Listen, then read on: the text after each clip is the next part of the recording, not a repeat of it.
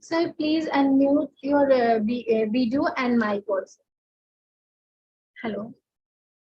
Sir, may I audible?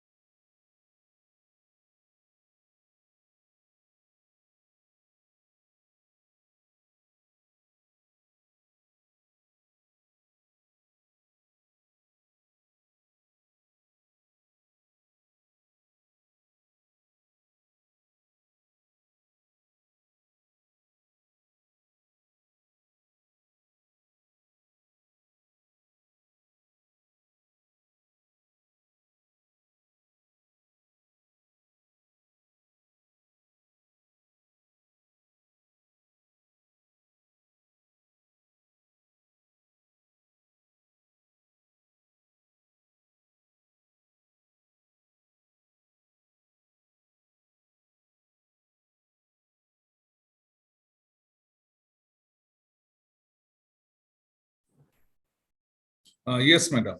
Now it is fine. Am I audible? Yes, sir. Yes, sir. Sorry for inconvenience. Ma'am, please. Very warm good afternoon, Prasanjit sir. How are you? Thank you, ma'am. I'm fine. How are you? Very good. I'm also doing fine. Okay. So we were eagerly waiting for you to start this session because this is going to be a very practical session for all of us. From last 2 days, we have covered the introduction of systematic review along with the inclusion and inclusion techniques related to the literature review. Okay. So today we'll be discussing about the bibliometric analysis, which is a major part for in terms of systematic literature review or writing a bibliometric paper. Exactly, sir. Exactly.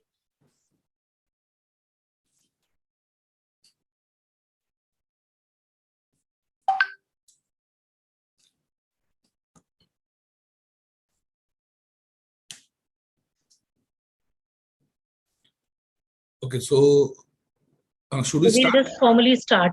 Okay. So I'll take a moment and I'll ask my host to formally start today's third day of our faculty development program. Okay.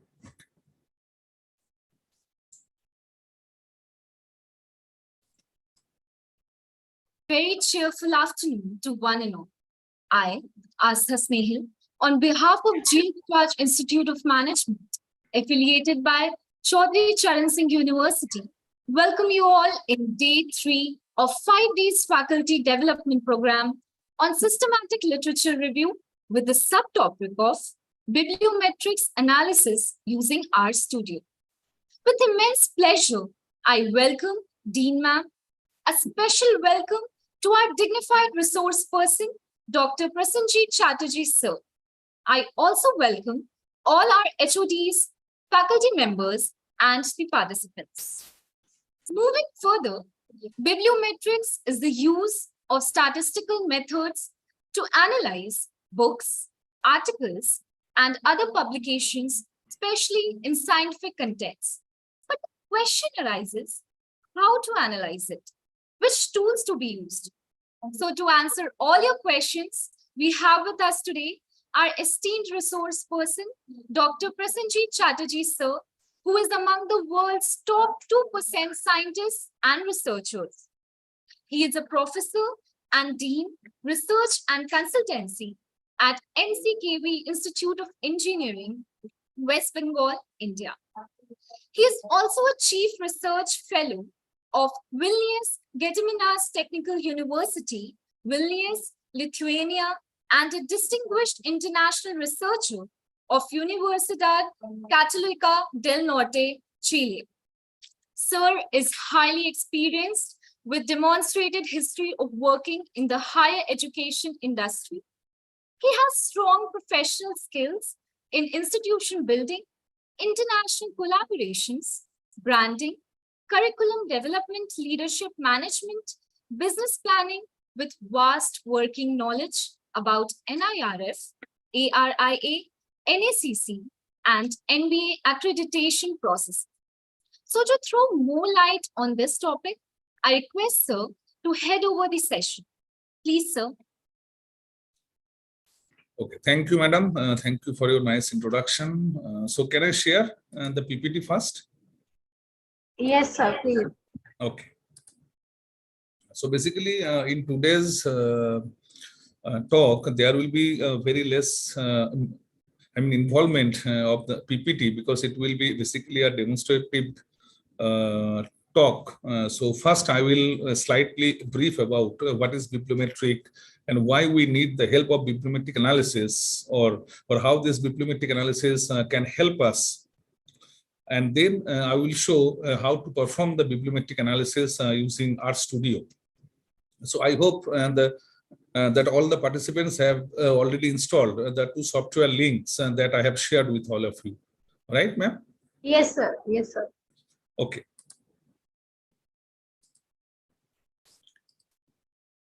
Okay, so basically now,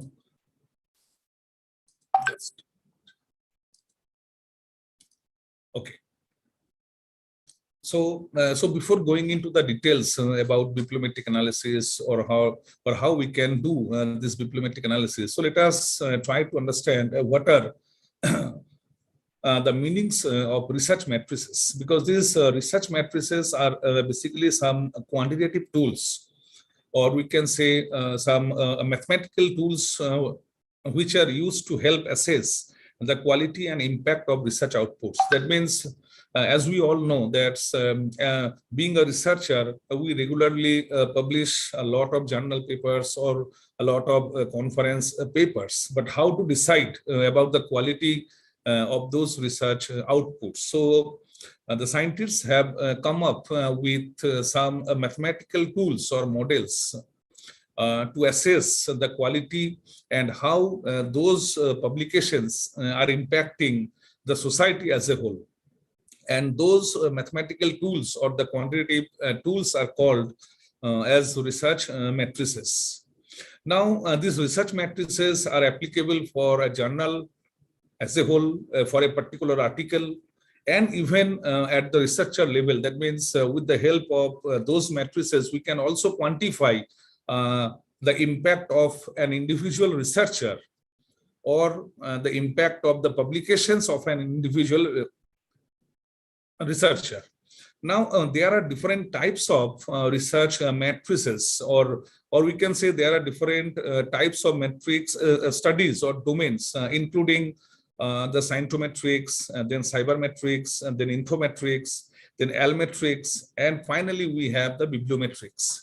So let us try to understand, okay, what is the meaning of the term bibliometric. So it was first coined by Professor Alan Pritchard in 1969 in his famous paper, the application of mathematics and statistical methods to books and other media of communication. And this particular paper was published in the Journal of Documentation with volume number 25 and issue 4, and the page ranges were 348 to 349. So you can understand that it was only 2 pages paper. That means the first paper that included the actual concept of bibliometrics, how it was done, or what are the aspects of bibliometrics. So it was only published in a 2-page paper back in the year 1969.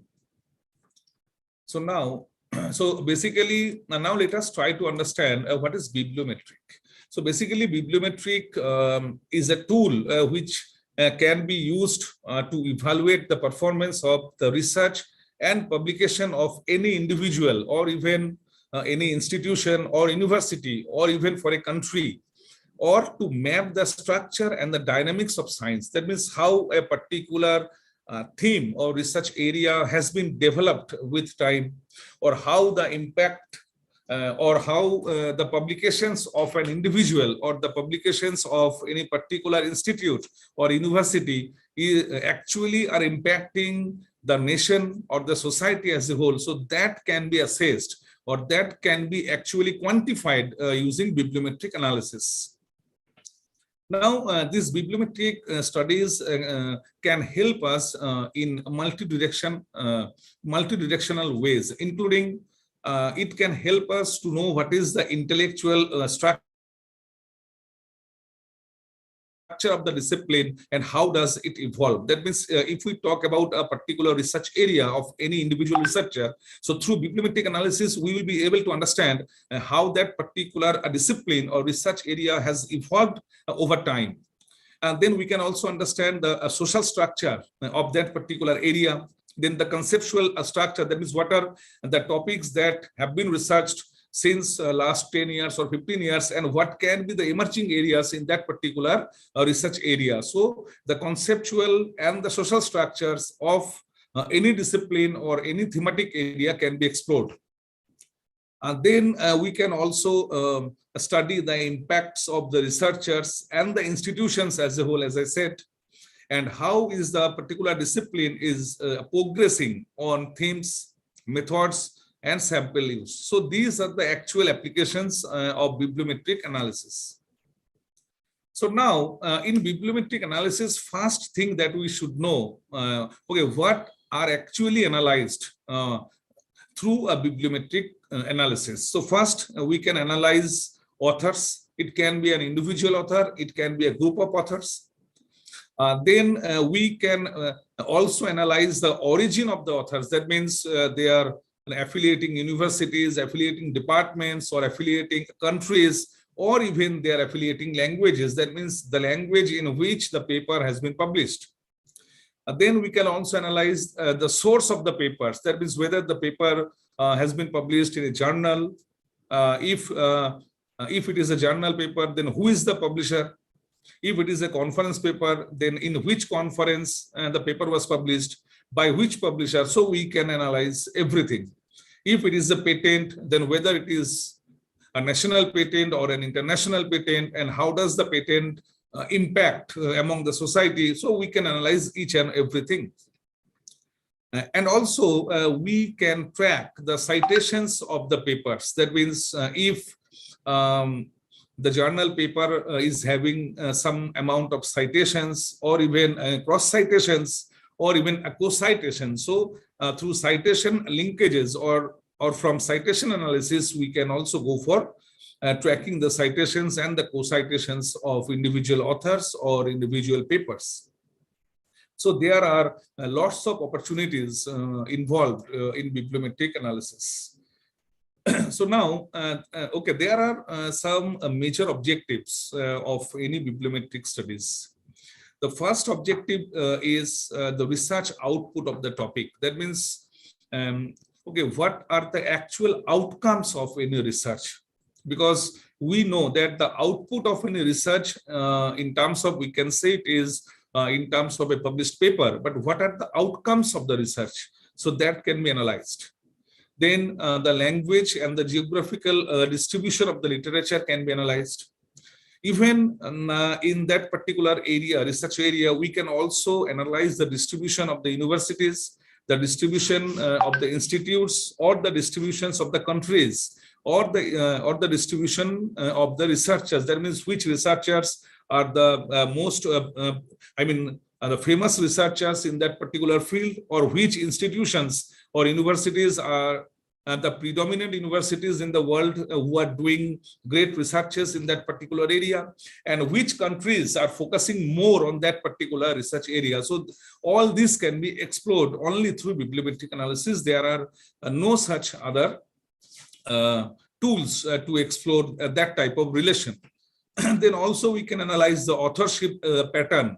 That means how the authors have come up with mutual collaboration, which authors are collaborating with another authors, or even we can explore the collaboration between the different universities, or the collaboration between the different countries. So that can also be explored. Even we can find the highly cited authors or the highly cited papers in that particular area, and what are the emerging or the hot research topics in that area. So these are the main objectives of any bibliometric analysis. So now I will briefly go through the theories, then we will have. Okay, so now there are certain tools which are used as the backbone of any bibliometric analysis. The first tool are the indexing services, or that means if a paper has been published in a journal, now whether the journal is a Scopus index journal, or if the journal is an SCIE index journal. So the indexing provider or the indexing services are a major part of bibliometric analysis tool. So Science Citation Index or the Web of Science is one of the important tools that work behind this bibliometric analysis. Then we need the publication counts from different indices like the Scopus or Web of Science or PubMed or any other type of databases, or even we can take the help of Google Scholar to analyze the data. And obviously, the web structures and the different interlinkages between these papers. So these are some of the tools that actually work behind the bibliometric software. So this is the bibliometric analysis toolbox. So you can see that from this chart, we can see that there are actually three types of analysis that we can do through bibliometric analysis. The first one is called the performance analysis. Second one is the science mapping. And the third one is the network analysis. Now, under performance analysis, so the first column indicates that through performance analysis, we can analyze the performance of an individual author or an individual paper or an individual journal by the analysis of total publications, number of contributing authors, if the paper is a solo authored paper or if the paper is a multi-authored paper, then the number of active years of publications, then total citations, average citations that a journal or a paper has received over a particular time, and then collaboration index, as I was saying, that if the author has collaborated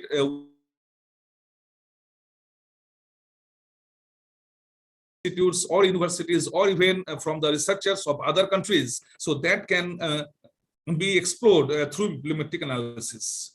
Now, if we talk about the science mapping, so the science mapping is basically an indicator of relational mapping. That means how the authors or how the journals or countries are actually interlinked, or how or what type of relations they are sharing among each other. So that can be explored through science mapping. Even we can go for bibliometric coupling. That means we can find the relationship between different citing publications. That means if in my paper, if I have cited some authors, that means the papers of some particular authors, now whether they are also citing my papers or not. So in this way, we can have a bibliographic coupling and co-citation analysis. So co-citation analysis is one of the major parts in bibliometric analysis. Even we can also analyze the co-authorship relation. That means it actually indicates the social interactions or the relationships between the authors. And through this co-authorship analysis, we can identify that, okay, who are the authors and who are mutually collaborating for publications, or which universities are mutually collaborating with each other on a particular research area. So that can be explored through science mapping or through the exploration of the relational mapping through bibliometric analysis. And finally, the last column indicates that through bibliometric analysis, we can also identify the network mode. That means we can go for the network analysis. So there are different types of applications of bibliometric analysis. Okay. Now, so let us come to the term bibliometric mapping. So a bibliometric mapping is a mean to visualize the academic output as publication and citation information for parameters of a particular field. That means this bibliometric mapping can be used to visualize the academic output in terms of publication and citation information. That means where the papers were published, or how many citations they actually received. So this type of relations can be explored through a map or through a network map, and we can easily visualize so basically it is a pictorial representation of the relation between the publication and its citation or co-citation analysis. Okay, so now so let us try to understand why these bibliometric methods or citation analysis are so much popular. Because it helps us to search for online databases. That means it can explore what type of databases we can access, or where the papers can be available. It is very low cost process. It takes only 5 minutes to start the software or to perform the bibliometric analysis. It only takes maximum 30 minutes to go for the bibliometric analysis. And it also provides a positive correlation in terms of the peer review, in terms of the authorship, or in terms of the research universities or the partnering universities. So it explores the relational map between the authors, between the countries, as well as between the different collaborating universities or institutes. So there are lots of benefits of bibliometric analysis or citation analysis methods. Okay, so now I will not go through all this. I mean the software. So okay, now in bibliometric analysis, what we need a raw data. Right, so it is basically in terms of .csv file. That means it is a format, or we can say a special form of Excel file that can be generated from Web of Science database or from the Scopus database. Now, so first we need an input data. That means if you are trying to do a research in a particular area, say it is artificial intelligence in image processing, or say it is applications of artificial intelligence for human research analytics or human resource management. So if your research area is AI in human resource management, and if you are trying to go for a bibliometric analysis on the theme that AI in human resource management. So first we need to have the bibliometric data. That means okay, the database based on which we will perform the bibliometric analysis. So the sources of bibliometric data can be found from PubMed, or from Web of Science, or from the Scopus databases. So first and the foremost step to start the bibliometric data, the bibliometric analysis, is to collect the bibliometric data in .csv format. I will show you how we can search in Scopus or Web of Science, and how we can generate the data in terms of .csv file. So the first step for any bibliometric analysis is to collect the input data. Now, okay. So now, okay, what the bibliometric data sources include. So once we will download the bibliometric data file from Scopus or from Web of Science, so that file will essentially includes different parameters related to all the journal papers, or all the conference papers, or all the publications about a particular area. And those information will certainly include the names of the authors, their affiliations, that means to which department, to which universities they are affiliated, the source of the paper, that means whether it is a journal or conference, the name of the journal, then the volume number, then issue number, then year of publication, then DOI number, and the page ranges. So all this information will be required to perform the bibliometric analysis. Okay, so now why particularly RStudio is used for bibliometric analysis? Now there are different softwares for bibliometric analysis, but believe me, friends, there are two softwares. So I will recommend that RStudio and VOSviewer. So these are the two user-friendly and GUI based software that can be used, that can be easily used for any sort of bibliometric analysis. So bibliometrics is actually a package for our statistical programming language, and this particular bibliometrics package is used for bibliometric analysis through RStudio.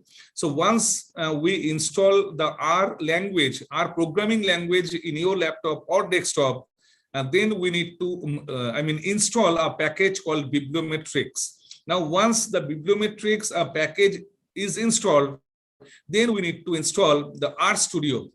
And once the R, then bibliometrics package and RStudio, so these three are installed, we can easily run the bibliometric analysis. Okay, now the main thing behind this RStudio is that they use a geographical user-based interface, which is called BiblioShiny. So graphical user interface, sorry. So they are using the BiblioShiny, which is a graphical user interface and a web server based bibliometric analysis tool. And that particular BiblioShiny tool is used for bibliometric analysis in RStudio. So the BiblioShiny, but we cannot install the BiblioShiny separately. So it is inbuilt in the RStudio software, and when we will when we will call the BiblioShiny, then only it will automatically open. Otherwise there is no way to open or to install BiblioShiny separately in a laptop or in a desktop. Okay, so now so first we need to understand from where we can download the RStudio for BiblioShiny. So I have shown here there are two different websites from where we can install the RStudio and the R packages. So the first website is the CRAN project. So it was actually the mother project under which the RStudio software was developed, and then they have also developed an official RStudio website, okay, in which we can also find the RStudio or R software packages. So first visit that any of these two websites and download first the R package and then install the RStudio, right? Okay, so first we need to go to the RStudio, and then we need to install the R packages and the RStudio. Okay. So now I will show you how we can do this. So I hope that and all of you have already installed these two software, right? Yes, sir. Yes, sir. Okay. So now the first step for any bibliometric analysis is to get a Scopus account. So, okay, are the participants having their own Scopus account or not?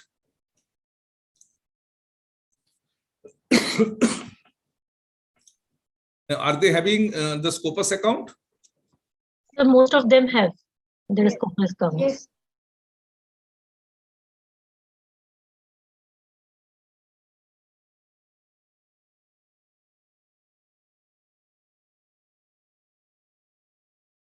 And you can see, okay, I think it is visible to all of you, my Scopus window. Is it visible to all of you? Yes, sir. Okay, so here you can see I have logged in to my Scopus account. Just you need to go to your scopus.com and create an account. Okay, and then you need to log in. But if your institute or if you do not have the Scopus subscription, okay, then in that case this window will not open. Okay, so you can see now under this Scopus window, so you can see this is my author profile. Okay, once you will create your Scopus account, so okay, it will show you the entire Scopus publication profile of yours. So under which we need to go to the search option. Okay.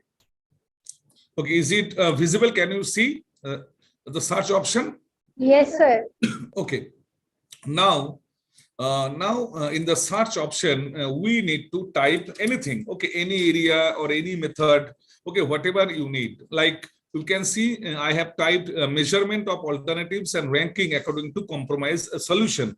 And the abbreviated form of this particular term is Marcos. That means I am interested to go for a bibliometric analysis for Marcos method. Okay, so let me tell you about this Marcos method.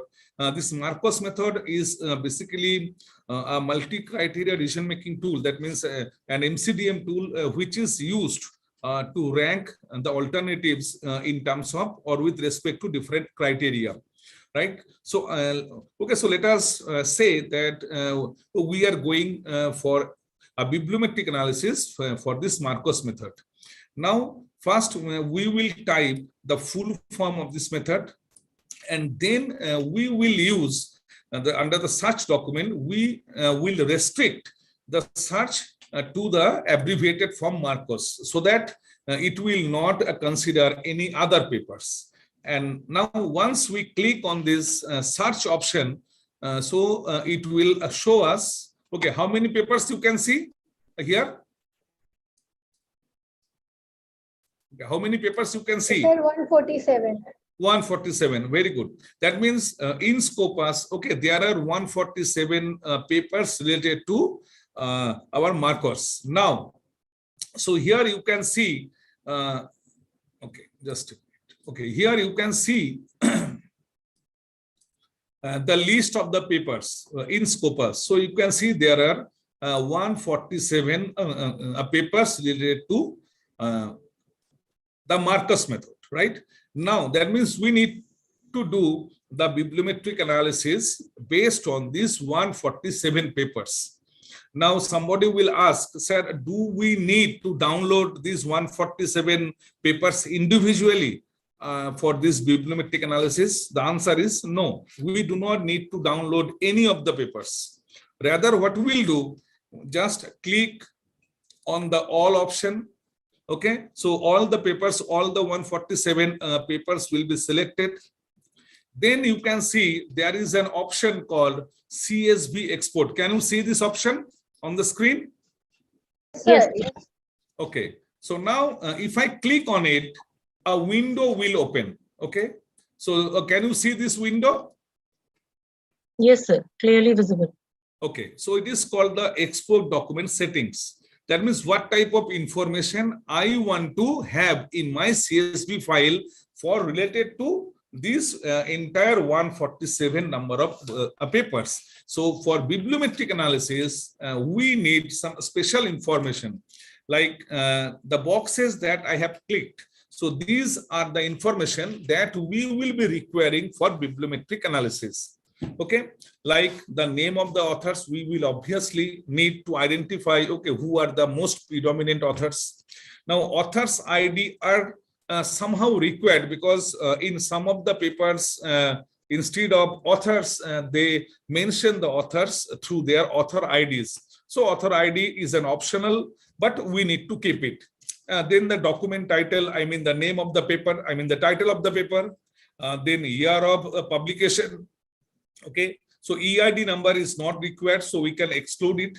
Then source title, that means that I mean name of the journal, then the volume number, issue number, and the page ranges. Then citation count. Citation count means suppose if I have published a paper in a particular journal on Marcos. Now, if my paper, say I published the paper, I had published the paper in 2021. So from 2021 to till date, how many other papers have cited my own paper? So this is called the citation count. That means the number of times other authors have cited or have referred this particular paper in their research paper. So this is called the citation count. So we need to have this citation count because otherwise we will not be able to analyze the course citation analysis. And obviously the digital object identifier number, DOI number. Then, so these are required for the citation or the course citation analysis for bibliometric analysis. Now, we will also need some of the biographical information, including the affiliations. That means the name of the departments or the name of the institutes or the universities and their origin countries. Okay, and okay, then the ISSN number of the journals, and then the PubMed ID, if it is available. It is also an optional a number, so we can take it or even we can neglect it. Then the correspondence address, that means the source of the corresponding author with their email ID or with their country of origin. And if there are any abbreviated source title, that means if instead of using the full form of the journal, in some publications there can be abbreviated form of the journal. So to include all the journals, okay, we can also take this option. Then we need to take the abstracts and the keywords both. Okay, so abstract, then author keywords and the indexed keywords. Okay, rest of the options are, okay, these items are actually optional. So we do not have any requirement of them because they are not related to a bibliometric analysis. They are related or they are required for, okay, any other type of analysis, but not for bibliometric analysis. Only the last part that we will need is the references of all these papers. That means the list of the references that each paper has used. At the end of the paper, you will find the list of the references. So the reference list is to be there for all the papers. So now once these items are selected, we will click on the export option. So can you see the export option? Okay, and the export option is visible to all of you? Yes, sir. Okay, so now once we click on this export option, so now in your laptop, one file has already been downloaded, right? So can you see in your okay, can you check in your download folder if some Excel file has been downloaded or not?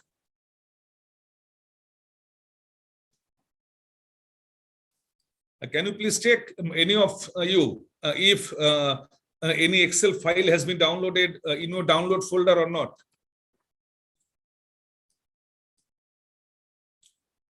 Okay, let me Yes, share. sir.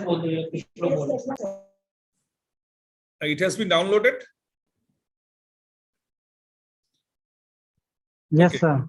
Okay, let me share this CSV file that was downloaded in my folder. Okay, can you see the CSV file Yes, sir. that I have shared? Okay, so you can see the CSV file will contain or will include all the information that we have selected. That is the name of the authors, the first row.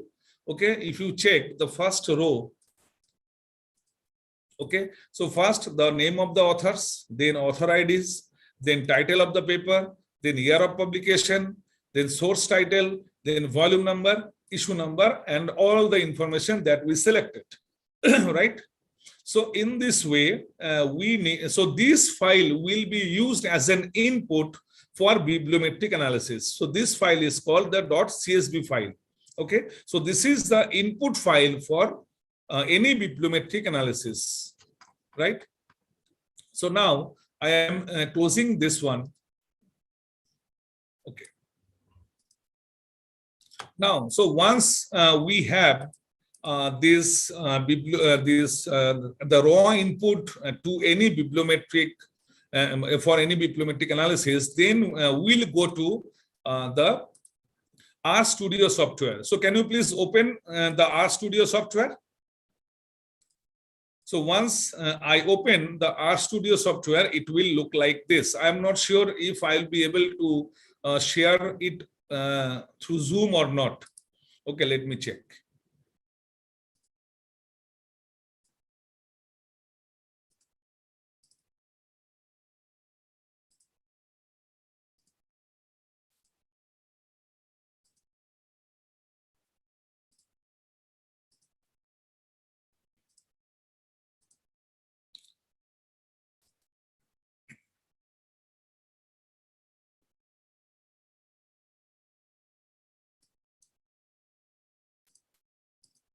Okay, can you see the screen of the RStudio? Yes, sir, it's visible. Okay. So once just I have clicked on the R2. I think the software is R2.3. Sorry, R4.2.3. Okay, so it was released on 15th March 2023. Okay, so once this dialog box opens, okay, we need to click on the packages. As all my packages are already installed here, so it will not work for me. So can you please click on the install packages? That means this package option, can you see? Okay, just click on this package option.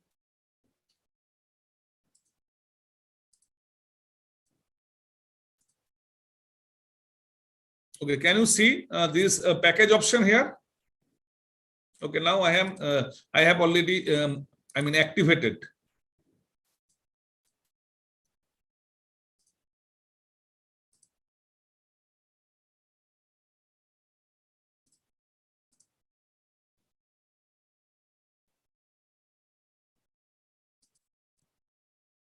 Okay, so okay, once we click, oh, can you see this one? Load package option. Yes, Under sir. package, we have the load package. Can you see this? Yes, Okay, sir. load It is okay. visible. Okay, now once we click on the load package option, you will see different options here. Okay, just from all these options, we need to install this bibliometrics. Okay, can you see the bibliometrics that I have selected? Okay, bibliometrics, not bibliometric data, not bibliometric network, not bplots. Okay, only just you need to install the bibliometrics. Okay, so once we select it, it will take the blue color and we need to click on OK. Okay, and it will automatically be installed, okay, within the R packages. Okay, we will not be required to do anything. So once the installation will be finished, it will take around 1 or 2 minutes. You can see that the installation has been done on the same screen, okay, that was open. That means on the R console you can see, okay, that installation has been done. Okay, now once the installation has been done, we need to do one thing. Okay, can you see the R console here? Yes, sir. Okay, now we need to digit.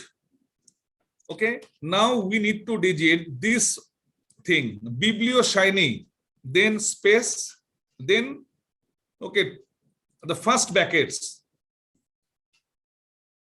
Okay, once the bibliometrics package is installed, okay, then we need to type here, we need to digit here biblioshiny, then space, then the first bracket open and the first bracket closed. And once we type here, see, okay, a separate browser will automatically open. That browser is called the biblioshiny, where we need to do the bibliometric analysis. Okay. Okay, can anyone tell me, okay, which what window or screen has been opened or not, called biblioshiny? Okay, now, so this screen will be opened, okay, in a separate browser, okay, either in Google Chrome or in Mozilla, okay, this screen will open. So it is called the actual biblioshiny screen, okay, and this is the screen where we need to perform all the bibliometric analysis. Okay, is the biblioshiny screen open to all? Can you see the biblioshiny screen? Yes, sir.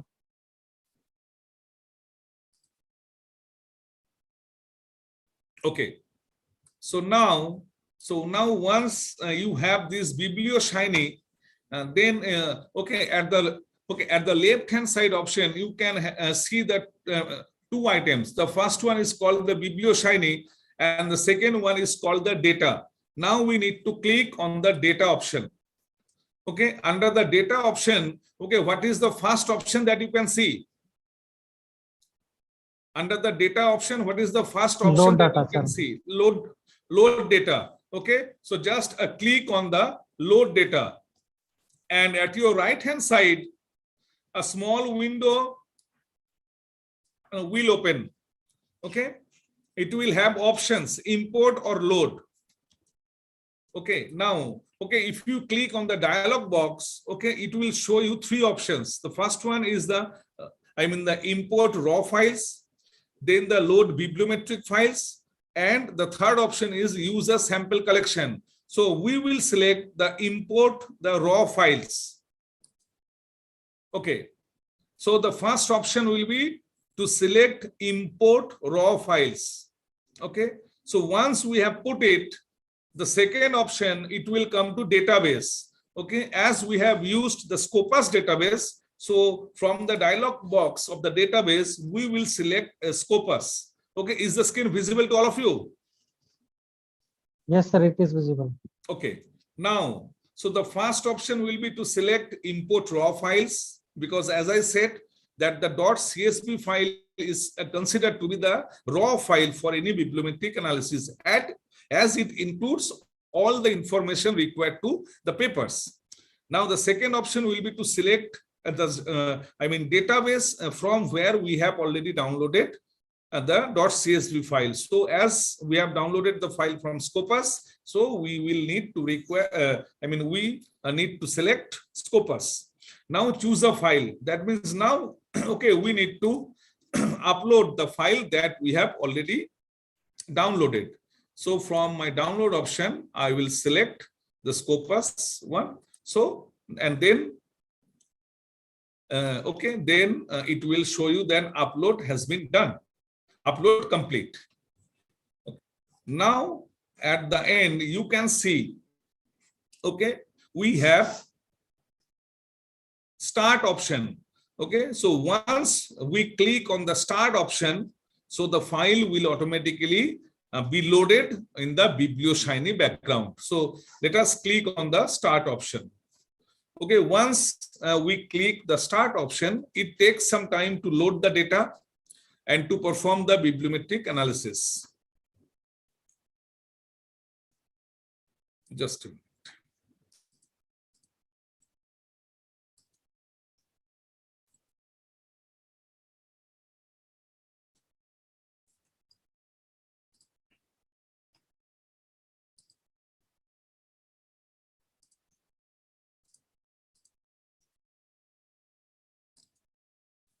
Okay, it takes some time, but the strong network connection is required. Yes, now, okay. So once I uploaded the file and I clicked on the start button, okay, all the data came on your screen. So can you see the screen where it displays the entire data set that we uploaded or we downloaded in form of the .csv file from Scopus? Is it visible to all of you? Yes, sir, it is visible. Okay. So now, so this is the input data, the raw data that we have uploaded in the BiblioShiny platform, right? So now you can see, okay, at the left-hand side, there are different options. The first option is called the overview.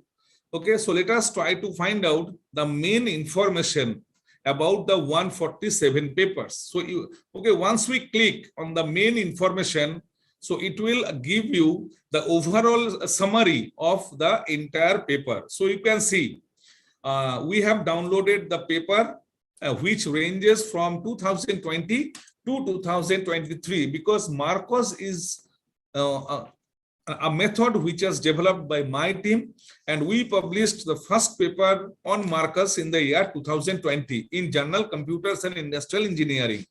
And okay, so that is why the time span ranges from 2020 to 2023. So you can see the okay, we actually had 149 number of papers. Okay, once we download it, so although it shows 147, but it actually has 159 because we have not excluded any conference paper or book chapters. We have included all the papers. Okay, the 147 paper was only the journal papers, but we have included the journal papers, the conference papers, as well as the book chapters. So the number of document became 159. And the number of sources 94. That means these 159 papers have been published in different sources. It can be journals, it can be conference proceedings, it can be books, edited books. So there are 94 different types of publication sources. Okay, it includes the journal names, it includes the book names, etc. And these 159 papers have been written by a total of 431 authors. So if you start counting the number of authors in each of these 159 papers, and eventually if you take the summation, so you will get around 431 number of authors. Now you can see authors of single author documents. That means out of these 159 papers, there are 10 papers which are solo authored. That means only one author is there. It was a single authored paper, right? Now in these 159 number of papers, the total number of the keywords that were used by the authors is 529. And in these 159 number of papers, a total of 9,068 number of references have been used, right? So this is a major information about this 159 number of papers that we obtained. Okay, so this is the general information or the main information for bibliometric analysis. Okay, so now let us come to the next part, which is called the annual scientific production. So let us see how has been the growth of research papers on Marcus method. So once we click on the annual scientific production, so it will show us the result here. Okay, so now you can see a similar graph, but we will not use the graph. We will see the growth in form of a table. So you can see in the first year, in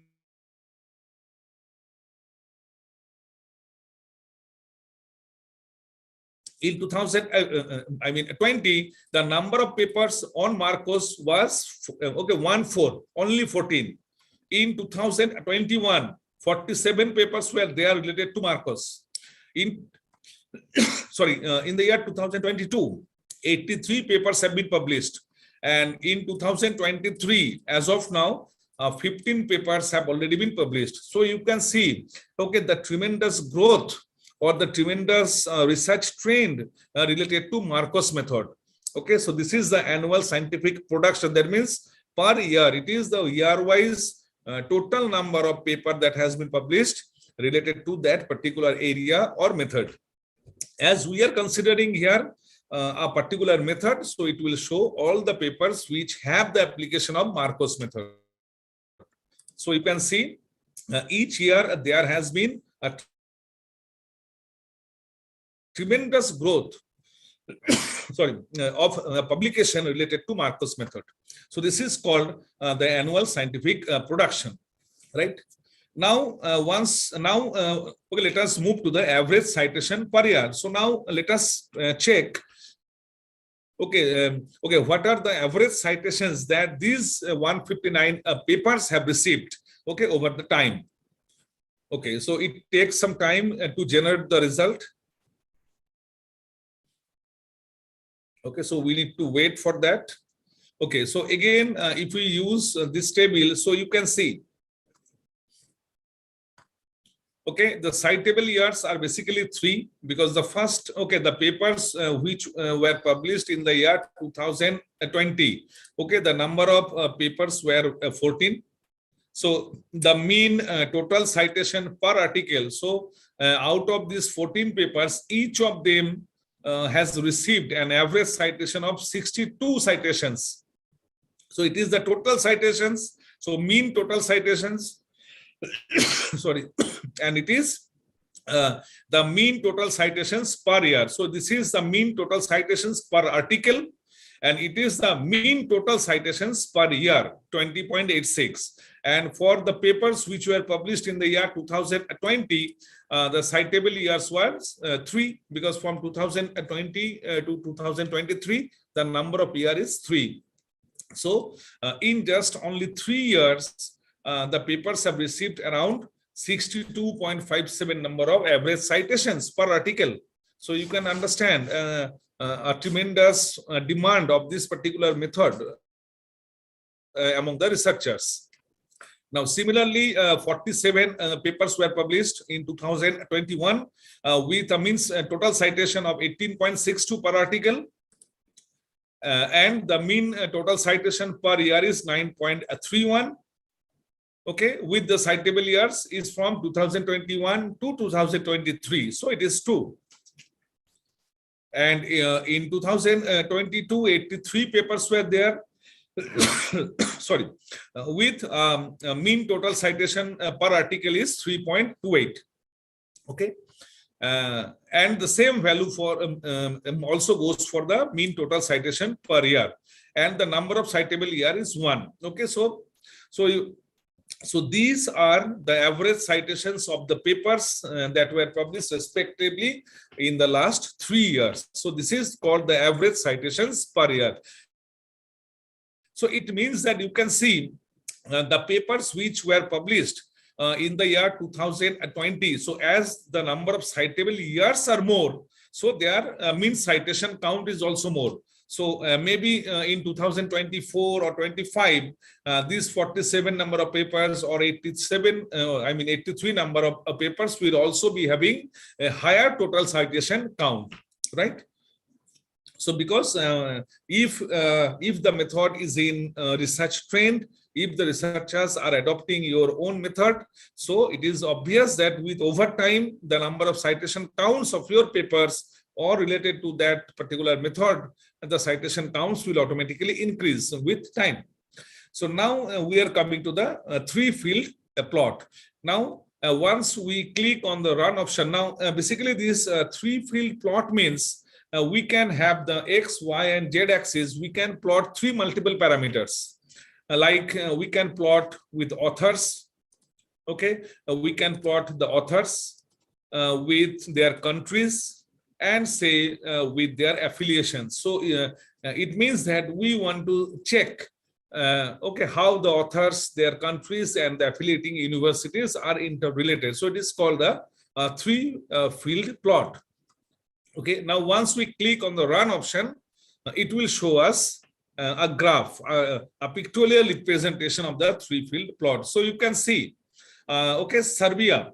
Okay, Serbia is the country which has having maximum number of papers is 16, and these are the authors who have contributed a lot, and their affiliations are with these universities. Okay, so you can understand that from this 3-field graph, it is clear that Serbia is the country which contributes a lot of papers in that particular area.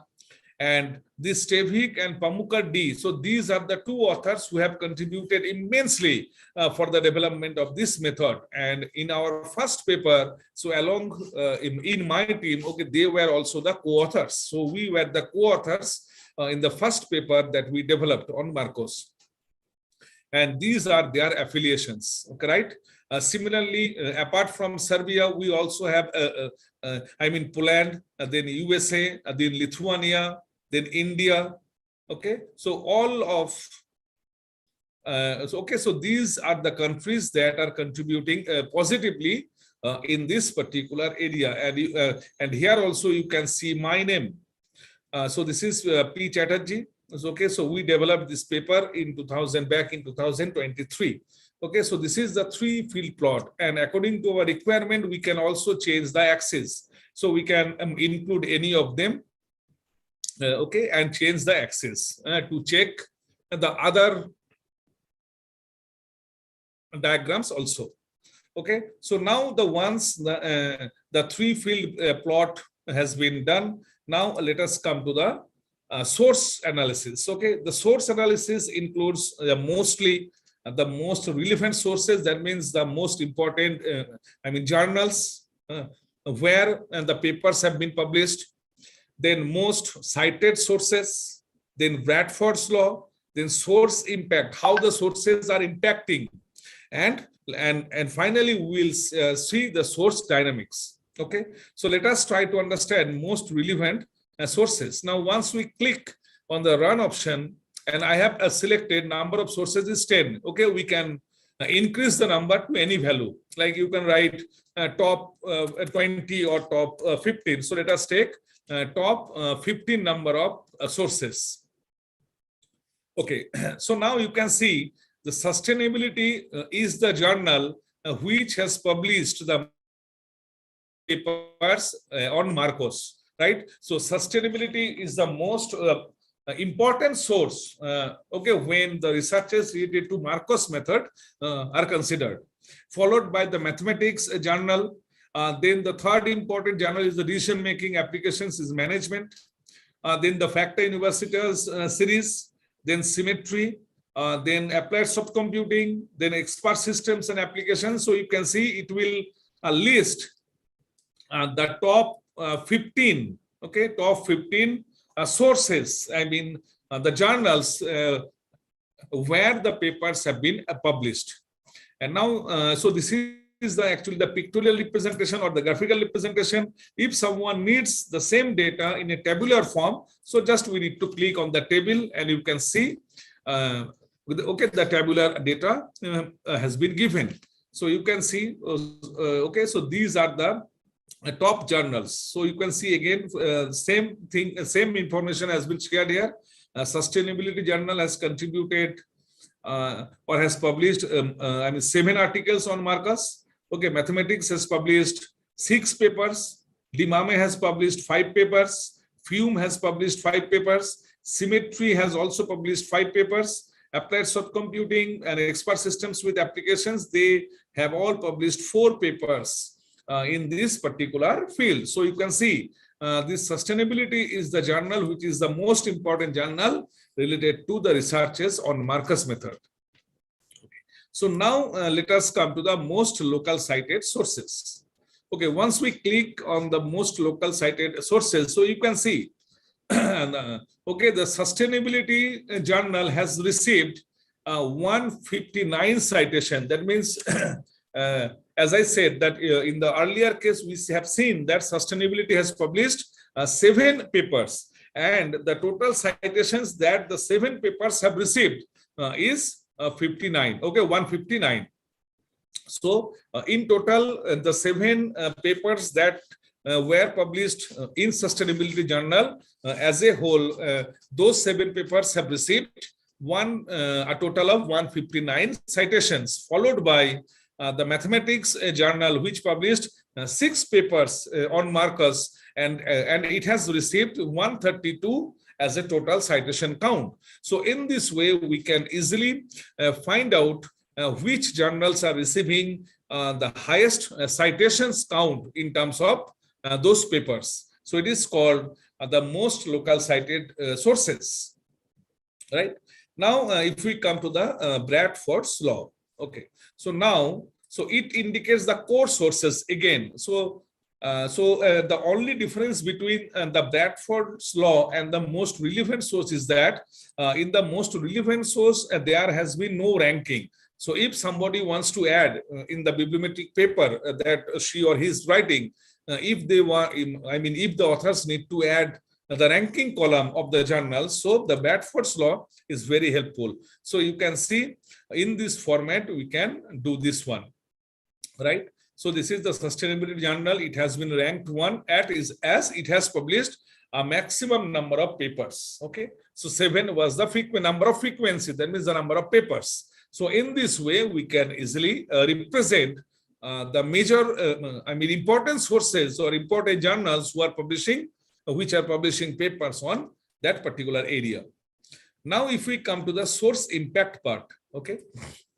Now, the source impact part. So it is, so let us see in this table. Okay, so source impact means, okay, so these are, okay, it will list the total citation count, the number of papers with their H index or the G index and the M index. Okay, so it also, so okay, it has the different matrices which are used to analyze the impact of a particular source, right?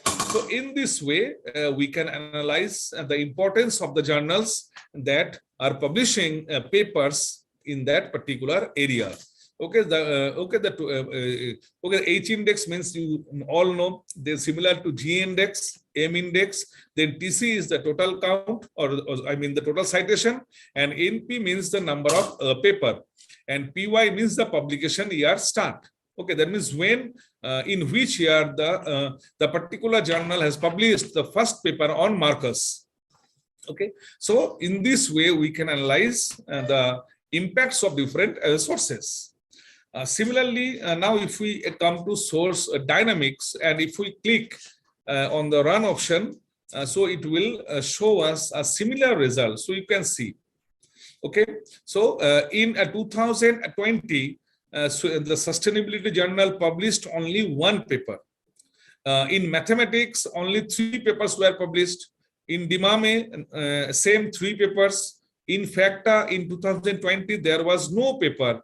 And in Symmetry, it published 2 papers related to Marcus. And accordingly, and from 2020 onwards, you can see the number of papers has been increasing rapidly in all of these journals. So it is the source dynamics, that means how fast or what type of importance the journals are giving to this particular area. And you can see from 2020, there has been a constant growth in all of these journals in terms of number of papers. So in this way, we can analyze the importance of this particular research area among the researchers. Okay, so now next, if we come to the authors, so this is the most important part of bibliometric analysis. So now from the input data that we had uploaded, we can easily find the most, I mean, the most important or most or the famous authors who are doing research in this area. So once we click on the most relevant authors, and if we click on the run option, so you will see Zeljko Stevic. So he is one of my co-researchers. So he has published 18 papers. Okay, he has published 18 papers. So you can see number of document is 18. So he has published 18 papers on Marcus, followed by Dragan Pamukar. He's also my very good friend and a co-researcher. He has published 14 papers. Sorry.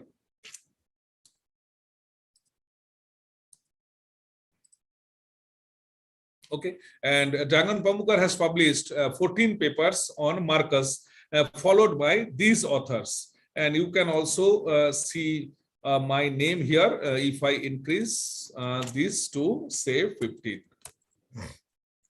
Okay, and again, if we click run, so you can see I have also published 4 papers on my original paper after my original paper was published. So, okay, as a whole, we have published 4 papers, right? So you can see, so these are the most predominant authors who are doing researches in that particular area. And it is the tabular form. So you can see Zeljko Stevic has published around 18 articles in the last 3 or 4 years, followed by Dragan Pamukar, then Mohammad Devesi, then Fatih Isser, Adis Puska. So these are the authors who are doing extensive research in that particular area. Okay, so now let us see the most cited authors. Okay, that means out of these authors, okay, who are the highly cited authors in that particular area. So again, you can see, although Mohammad Devesi was in the 4th position, I think, in the earlier table, but he has received a maximum citations of 138. So you can see, although his position was 4th in terms of number of published paper, but in terms of number of citations received, he became the best author. Okay, so this is the way that bibliometric analysis helps us to analyze who are the most productive authors in terms of number of publication and in terms of number of total citations received. So you can see followed by W. Ding. Okay, this person has received 134 citations, although his name was not there in the top 5 or 10 list, but in terms of total citations, so his papers have received the higher citations. So in this way, we can easily analyze that who are the most productive authors in terms of total citations. So similarly, we can also see the same result in a tabular form if you want to have it in a tabular form. Okay.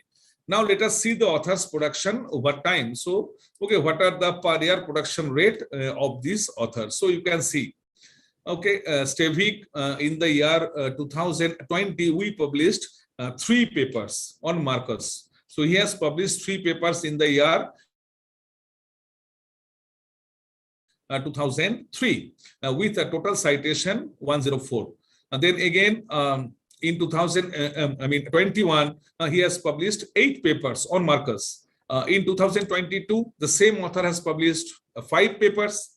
And in 2023, as of now, he has published already 2 papers on Marcus method. So you can see each and every year,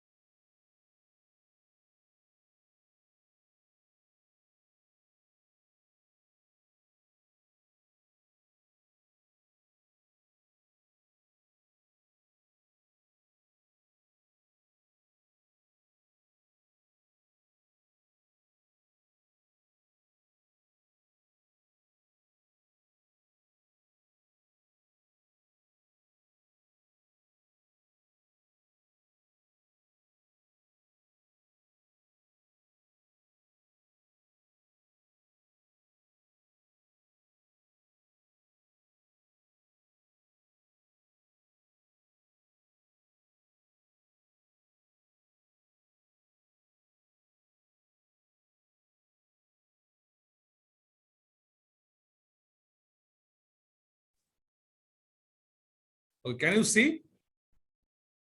Yes, sir. Yes, sir. Okay.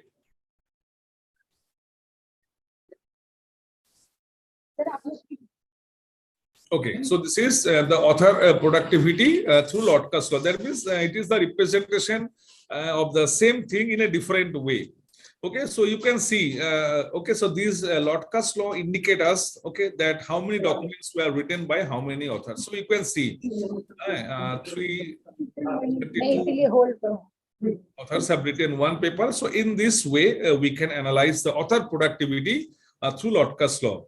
Then once we click on the author impact and if we click on the run option, then you can see it is also, okay, it will also indicate the number of impact measures that the authors have received for their total publication. So you can see, so these are the authors with their different indices, with their total citations, and with their number of papers.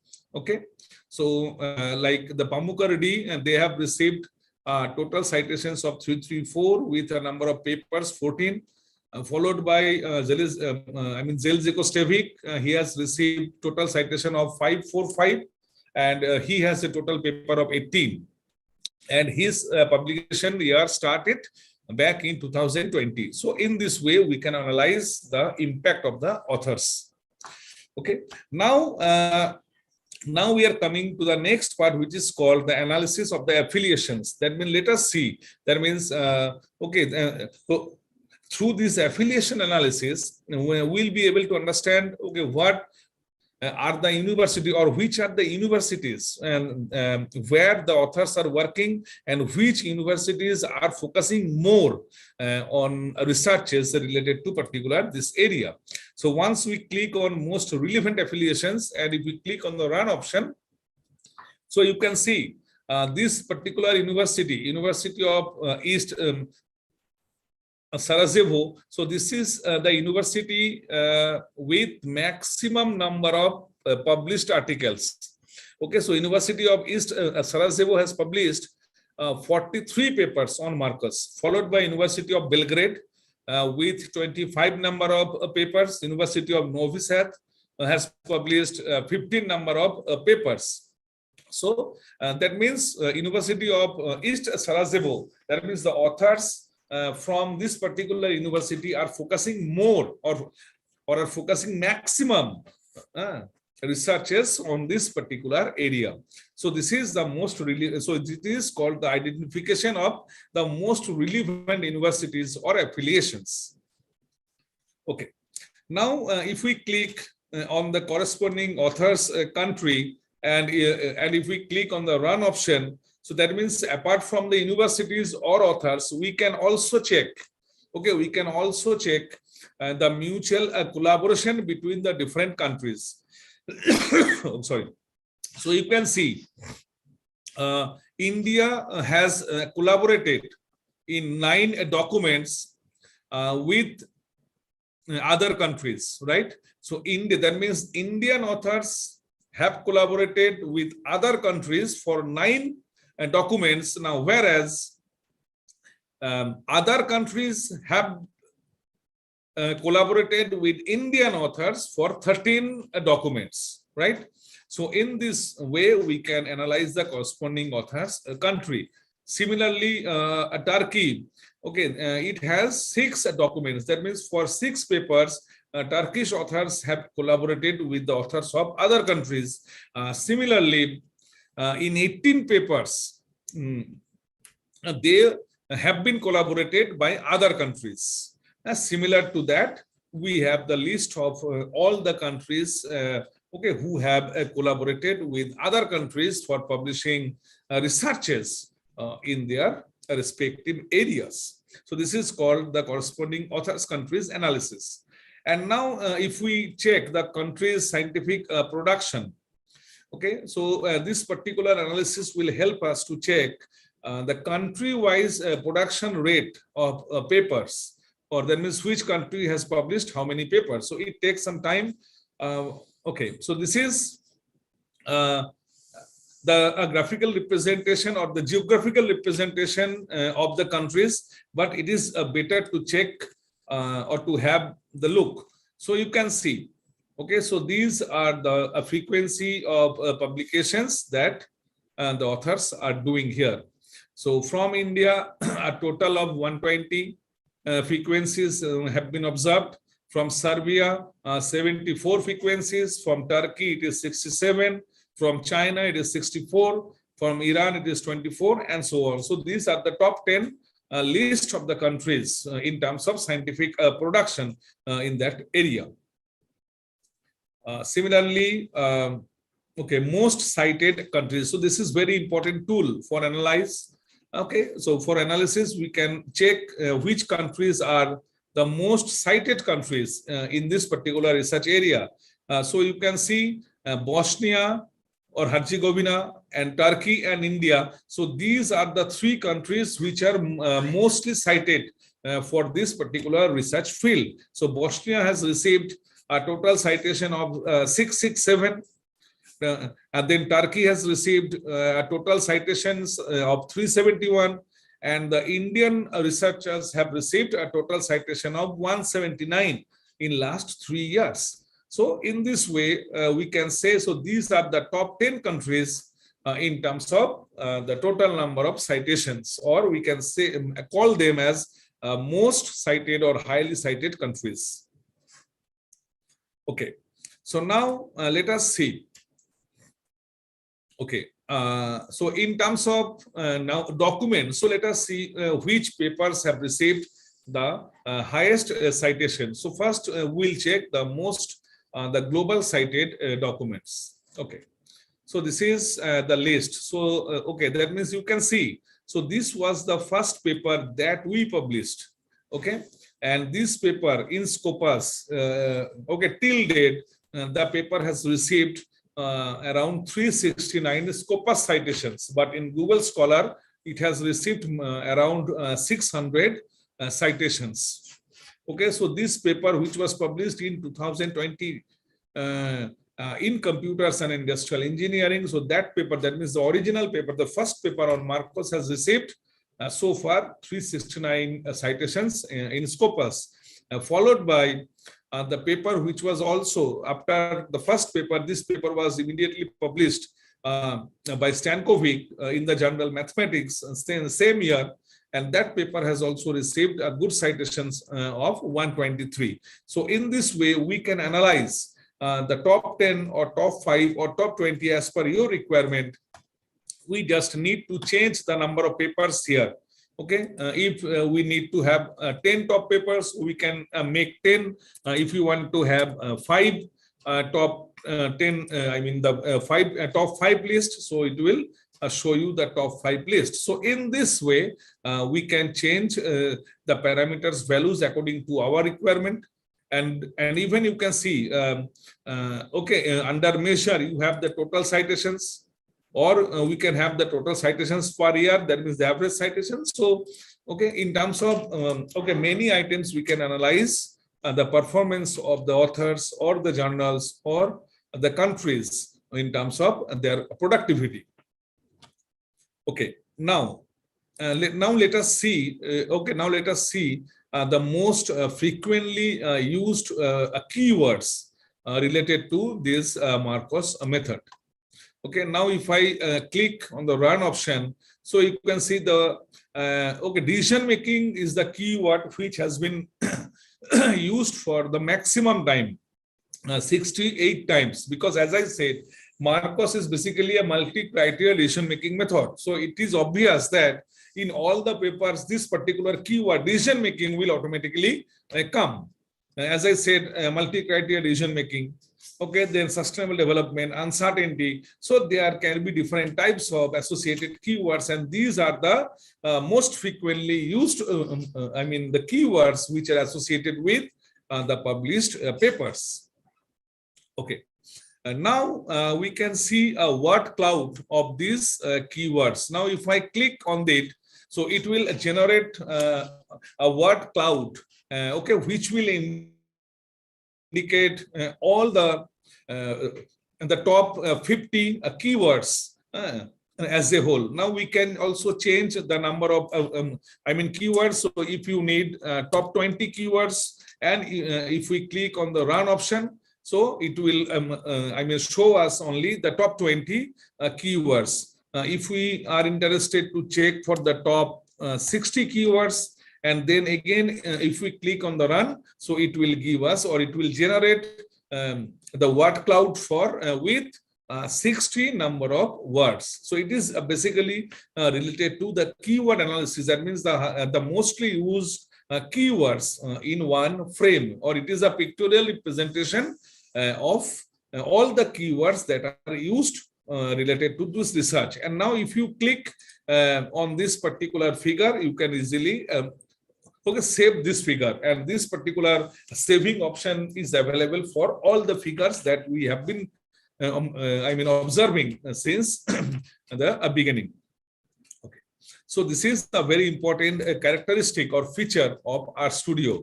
So we can generate the word cloud of all the keywords.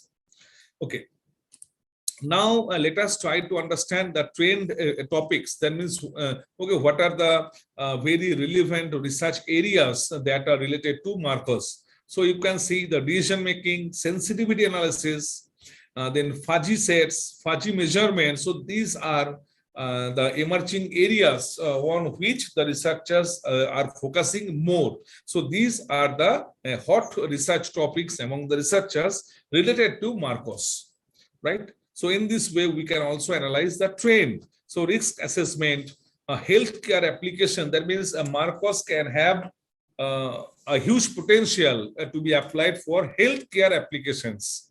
Or we can say for risk or for risk assessment type applications, this particular method can be, can be thought of. Okay, you can take the initiative to apply it in a risk assessment or for healthcare applications. So in this way, we can check the emerging research areas in that particular field. Okay. Now, under this conceptual network, we can generate the thematic evaluation. That means how that particular topic has evolved over time, or even we can check the the co-occurrence network. So let us see a thematic evaluation. That means how this particular topic has evolved over time. Okay, so it takes some time to generate the results, so we need to wait for it. And now see. Okay, so so this is the first map, and that we can see. So you can see it is the time span from 2020 to 2022. Okay, so for this initial 2 years, the method was only related to decision making, multi-criteria decision making, or multi-criteria MCDM. Okay, but from 2023, this method, the researchers have started applications of this method for sustainable development, for ranking of alternatives, or for different objectives. So you can see how the research topics or research applications related to Marcos are getting changed over time. So now the same result can also be observed.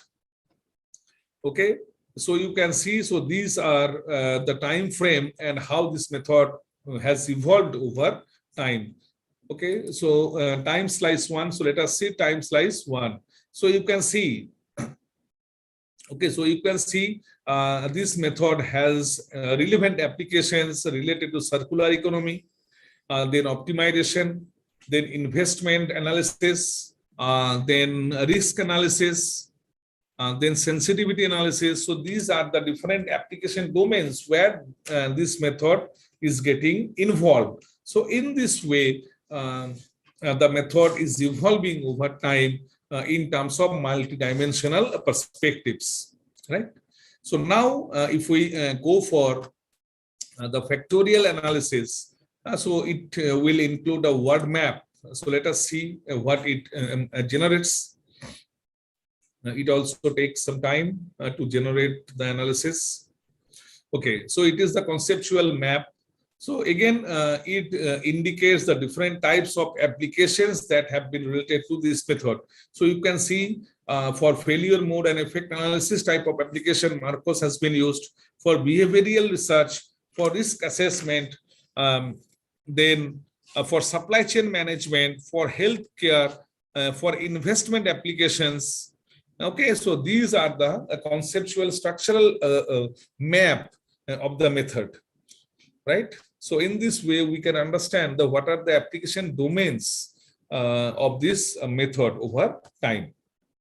Now, if we click on the intellectual structure, and if we click on the co-citation network, and if we click on the run option, so it will generate the co-citation network among the different authors or the different papers. So you can see it has generated a network. So now if I zoom it, so you can see, okay, right? You can see. So these, okay, so these are a bunch of authors who are interrelated. Okay, that means they have mutually cited each other's paper.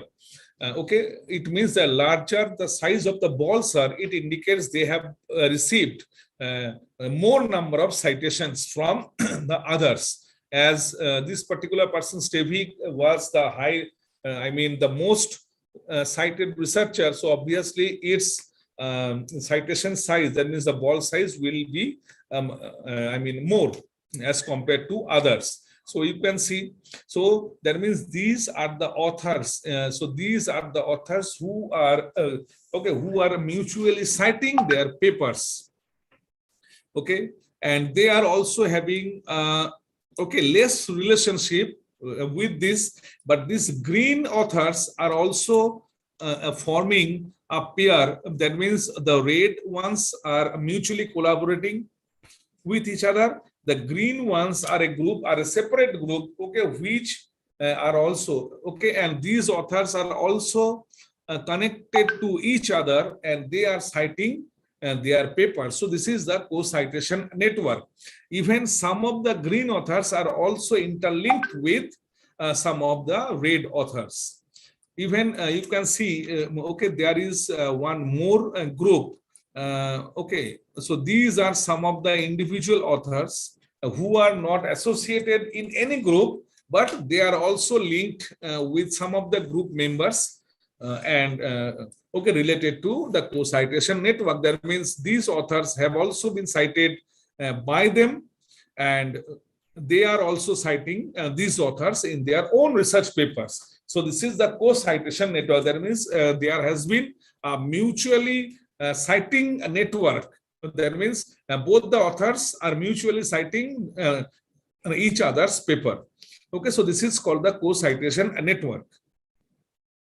Okay, now if we click on the collaboration network, so this is very important. So from the collaboration network, we will be okay, it will be clearly visible that which authors have collaborated with which others for producing papers. So you can see this particular author has collaborated with these, okay, majorly with these authors for publishing papers. So that means they are all mostly co-authors in their, I mean, respective papers. And some of these authors have also collaborated. So you can see, I am, okay, this is my name, Chatterjee P. So I have worked with all of these authors in different papers. Okay, but you can see I do not have any direct relation or direct connection or line between me and this author. It means that I have never worked, or I do not have any published paper with this author. Although I have published works with this author, and this author is also having published a paper with this author, but we mutually do not have any papers, as there is no interrelation. There is no, I mean, line between this P. Chatterjee and S. Biswas, because P. Chatterjee has never worked with S. Biswas directly, right? So in this way, we can see that we do not have any mutual collaboration so far. Okay. Similarly, you can see I have worked with Adis Puska, but I have never have any published paper with this Ibrahim Badi. Sorry. Okay. Although we know each other, but we do not have any co-authored paper. That is why there is no line between this P. Chatterjee and Ibrahim Badi. So in this way, the collaboration network has to be analyzed so that it will be very clear to us that how the authors have mutually collaborated to publish their researches. Okay. So now, okay, we can have the collaboration world map. That means it will indicate the collaboration between the countries. Okay, so it is better to have a check through the look.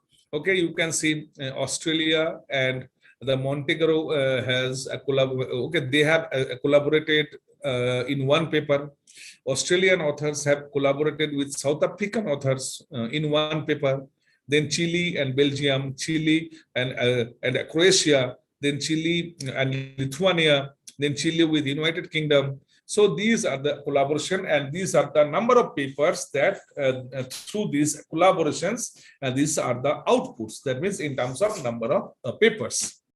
Okay, so this is all about this bibliometric analysis using this R Studio.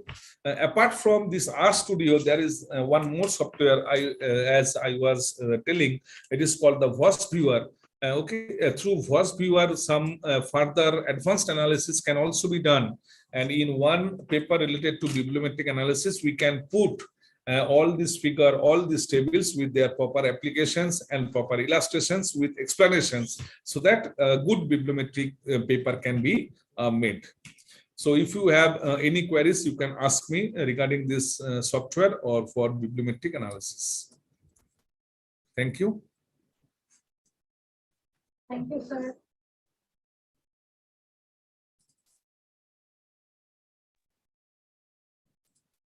Very good afternoon, sir. Am I audible? Yes, yes, yes, madam. Yes. Very good afternoon, sir. I am Akanksha here, and I will be the mediator for the Q&A session.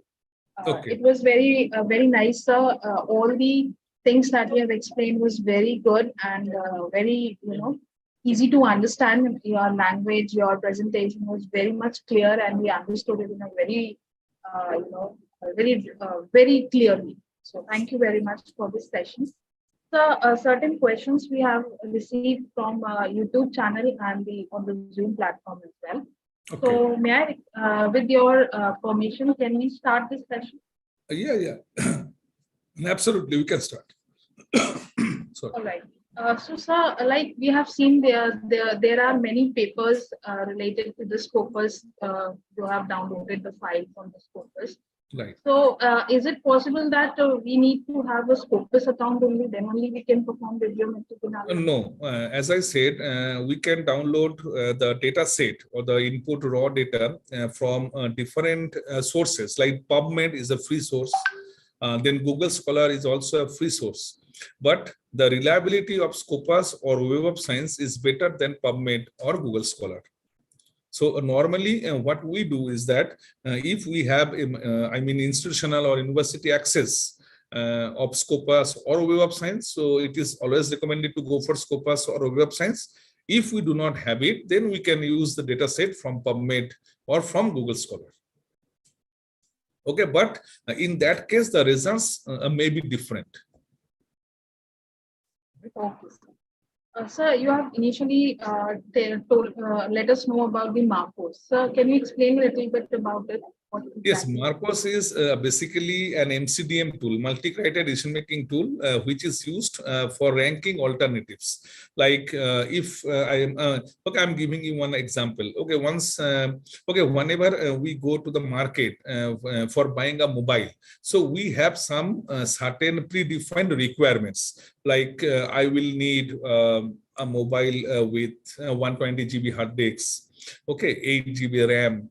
Then 50 megapixel camera. So that means these are the criteria or parameters, then the cost of the mobile based on which I will buy the mobile. Now, within that cost or within that budget, okay, if I go to a market place, I will see that there are many mobile phones within that budget, within the same features. Now, out of all these mobiles, which mobile I should buy?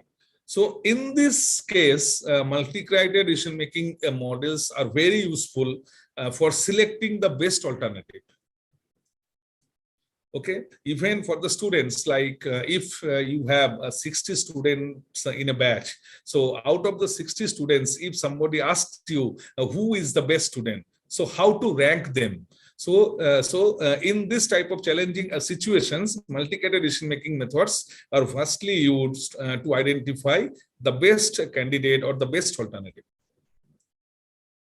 So, Marcos is one of these multi-criteria decision-making methods, which is basically called are distance-based methods. Because here, what we do, this method calculates the distances between the best alternative and a hypothetical, an ideal alternative and a hypothetical worst alternative, right? So in this way, we try to identify the best alternative. All right, sir. So the next question is, how can we measure the self-citations in bibliography? How we can measure self-citations? Yes. No, self-citations cannot be measured in bibliography. It can only be measured in your Scopus profile or Web of Science profile. Okay, I can also show you, if the time permits, how to check the self-citations. Yes, sir. Please, sir. Okay. So just what I need to do is that I need to, okay, just let me log into my Scopus account, then I will show.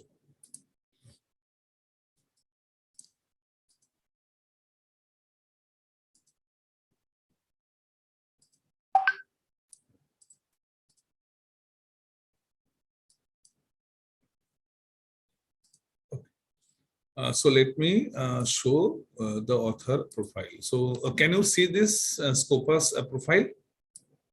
Yes, sir. Okay, now just okay. Now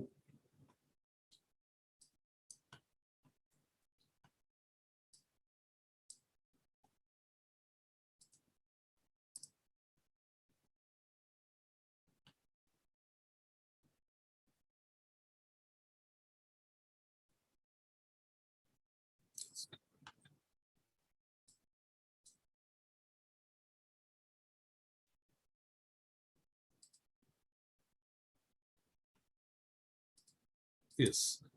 Okay, so this is okay. There is an option called citation overview. Can you see this? Yes, sir. Okay, can you see this one? Now, okay, so now, okay, let us say from 2017. Okay. Now you can exclude your self citations. Okay. And then you can check how the graph is changing, or okay, whether the graph is changing or not. Okay, so now I am excluding the self citations. Okay, now if I update it,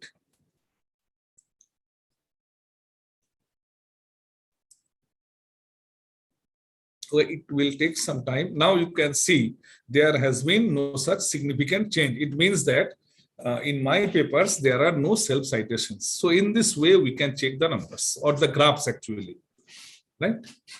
Okay, sir. Okay. Thank you so much. So the Okay. next question is, can we use the Google Scholar generated CSV for this type of bibliometric analysis? Yes, as I said, we can use, but it is always recommended to use for Scopus or Web of Science database, because they are more authentic, because Google Scholar will include the conference papers, the book chapters, and more, the non-indexed journals, so which are may not be that much relevant to the research. But Scopus or in Web of Science, only the predominant journals are indexed. That means the important journals are indexed. So it is better to go for that. Okay, sir. So if we don't have any institutional access to the Web of Science or Scopus, and we cannot able to download the data from the bibliometric analysis, then what can we do? In that case, you need to collaborate with other authors. So this is the first option. Even if you review for Elsevier journals, they will give 1 month of free Scopus access. So the best option is that to become a reviewer of Elsevier journals, then you review for them and then get access to Scopus. Okay, so the more you review, the more you will get access. Okay, sir. So how bibliometric coupling is different from the citation analysis? Sorry, I think the bibliometric coupling is different from citation analysis. yes, So bibliometric. there is Yes, bibliometric results are same. coupling. Yes, bibliometric coupling means the relationship between the relational map between the authors or the countries. But the citation analysis means the paper, how many citations the paper has received. It has no relational map with the authors, right? But the coupling indicates the mutual collaboration between the authors. Okay. So the next question is, what is the difference between the bibliometric and the cytometric analysis? Madam, I am not sure about cytometric, right? So I can skip this question. Okay, all right. Sir, the last question, how to solve the identical author name issue in bibliometric analysis? Sorry, identical? Author name. Identical If the author name? is identical name is there the issue in bibliometric analysis? No, see, in your Scopus profile, okay, so that is why, okay, whenever we give any talk or speech on how to write a proper research paper, so the most important part is to write the accurate affiliation. Now, in many cases, we have seen that, like, my name is Prasenjit Chatterjee. In some papers, I am using my full names. In some papers, I am using P. Chatterjee. So this is a wrong way of, showing the affiliation. In some cases, I am writing the full form of the university. In some cases, I am writing the abbreviated form. In some papers, I am writing Department of Mechanical in a complete way. In some papers, I am writing DEPT dot. So these ways are to be removed. Okay, so we need to be very accurate in presenting our affiliation. Okay, and in this way we can get rid of from these identical names. And if still some other authors are also there with the exact same name, same spelling, so in your Scopus profile, okay, you can select the list of the papers which are yours and which are not yours, and you can remove those papers which are not your papers. So in this way, we can get rid of this problem. In Google Scholar also, we can face a similar type of issues. So in that cases, the non-relevant papers are to be removed from your profile. And we need to be very systematic, and we need to be, very punctual in using our affiliation. And in all through the papers or your entire life, we need to be very serious about using the affiliation. No abbreviated form, no unnecessary short forms are to be used. Okay, so in this way only we can improve that scenario. All right, sir. Sir, while searching for the data, like here we took the example of Marcos, but in social sciences researches, if we are doing a research on the social science or on the HR or management background, how we can restrict the data search there? The restriction of data depends, what exactly you are looking for. Okay, the data restriction can be given in terms of many parameters, in terms of number of years that you are looking, in terms of the type of publications. That means whether you are considering only the journal papers or both journals and conferences. Okay, now whether you are considering the open access or only the subscription based. So there are lots of parameters, and when we'll be searching in Scopus, so the restrictions will be shown at the right hand side, and from that list we can give the restrictions. Even we can restrict to some application areas also. Like as you said, if somebody is doing a research in human resource analysis, so the other papers can be discarded. All right, sir. So, sir, one last question. Like, how do we plot the year-wise citation versus authors? Sorry, year-wise? Citation versus authors. How we plot this? How we are going to plot this? No, from bibliometric analysis? Yeah. In bibliometric analysis, it is called the citation count analysis. Okay, authors production, authors productivity. Okay, so if we click on the authors productivity and the highest local impact authors of the authors, and if we click on the run option, so it will display the result automatically. We do not need to manually do anything. Okay, the software will generate based on the input raw data that we have uploaded.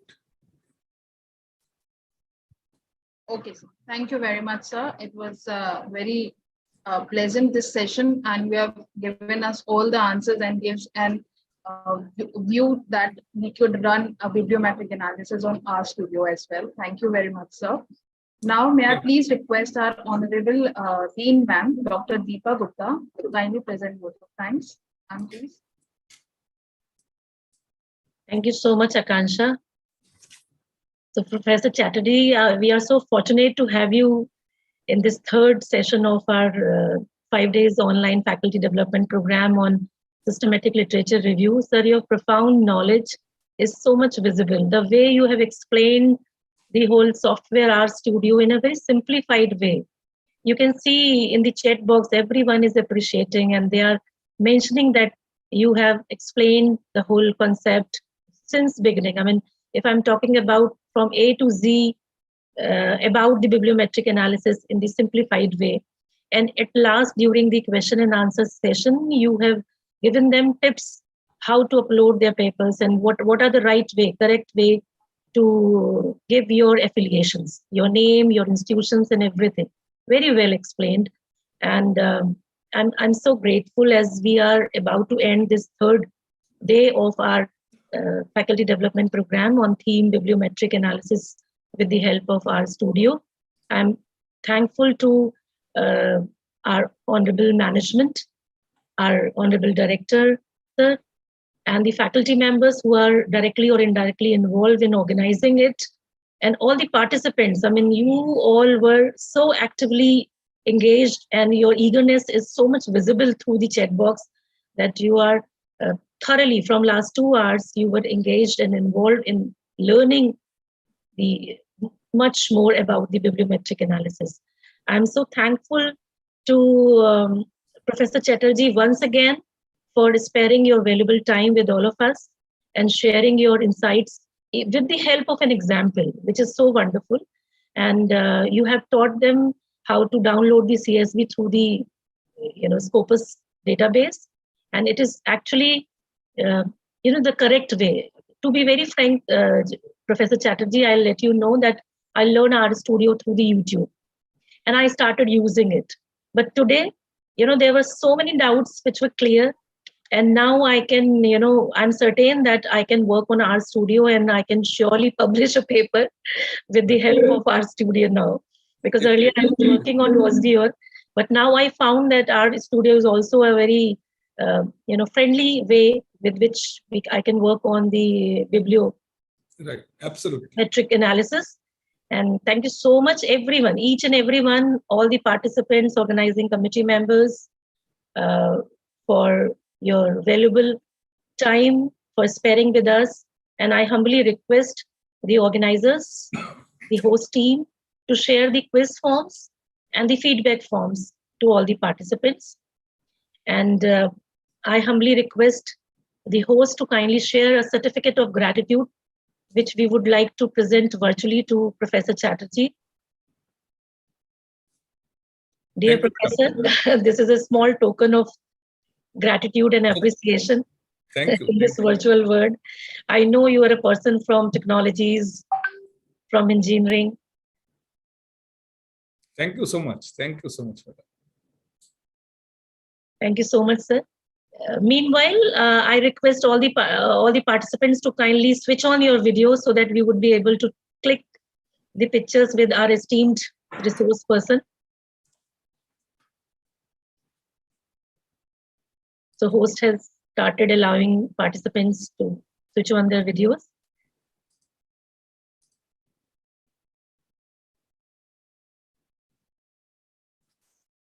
These are the memories, sir. We all are going to cherish that we attended this faculty development program, and you explained the whole concept in such a simplified way. And so impressed. We are so impressed with your invaluable insights and profound knowledge in this particular domain. And I hope that in future also we will collaborate and will do and contribute in our research journey.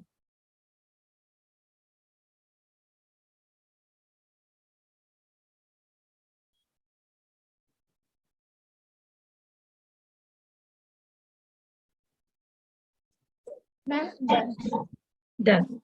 Thank you so much. Thank you so much, and best wishes for the future endeavors of each and everyone who is involved in this faculty development program and today's session. Thank you so much, Professor, for your time. Thank you so much, Pranav. Thank you so much for giving me the opportunity to interact with all of you. So thank you so much, Professor. Pleasure is all ours. Deepa, Professor Rai. Thank you so much. Thank you so much. Thank you so much.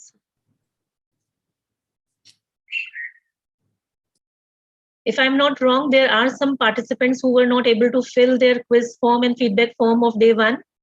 Am I right? Please raise your hands so that we can identify that we have people who were not able to fill their feedback forms and quiz form of day one. So I humbly request the host to kindly share the feedback form and quiz of day one so that all the interested participants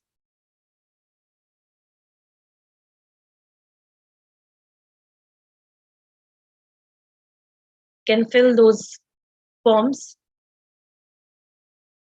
and will earn their certificates at the end of this faculty development program.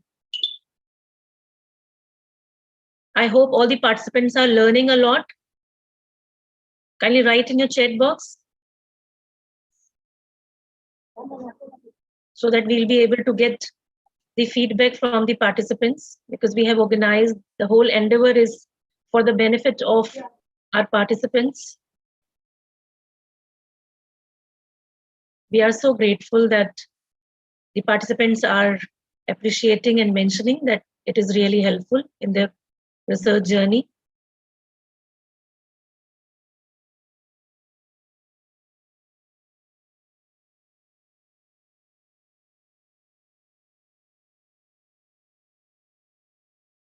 So wonderful. I hope that we will collaborate in future. And whatsoever research endeavors we would have, we'll keep on sharing with you all.